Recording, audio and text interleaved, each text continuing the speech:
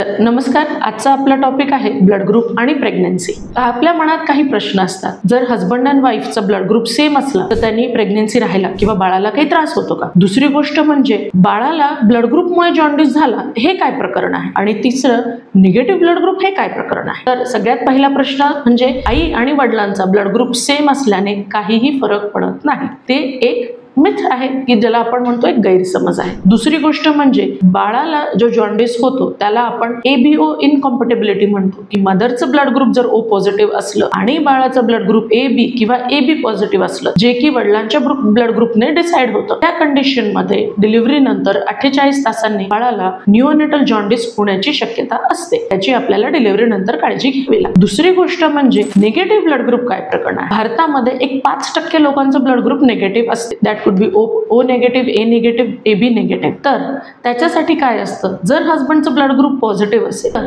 स्त्रीला प्रेग्नन्सीत काही काळजी घ्यावी लागते. हिमोग्लोबिन आपलं 11च्या वर राहू देणं, प्रेग्नन्सीमध्ये ICT म्हणून एक ब्लड टेस्ट असते ती करणं, आणि दुसरी गोष्ट डिलिव्हरीमध्ये जर रक्तस्राव झाला किंवा ॲम्निओसेंटेसिस करावं लागलं किंवा प्लसेंटा प्रिव्हिया किंवा एक्सेस ब्लिडिंग जर आईला झालं किंवा अबॉर्शन झालं, अशा कंडिशनमध्ये आईला अँटी-डी इंजेक्शन घेणं अनिवार्य आहे. दुसरी गोष्ट म्हणजे डिलिव्हरी नंतर जर बाळाचं ब्लड ग्रुप हे पॉझिटिव्ह आलं, डिलिव्हरी नंतरही अँटी-डीचं इंजेक्शन घेणं गरजेचं आहे, जेणेकरून पुढच्या आपत्तीला आईच्या निगेटिव्ह ब्लड ग्रुपचा काहीही त्रास होत नाही. प्रिकॉशन व्यवस्थितरित्या डॉक्टरच्या सल्ल्याने पाळल्यास निगेटिव्ह ब्लड ग्रुपचाही आईच्या जीवावर किंवा बाळाच्या जीवावर काहीही विपरीत परिणाम होत नाही.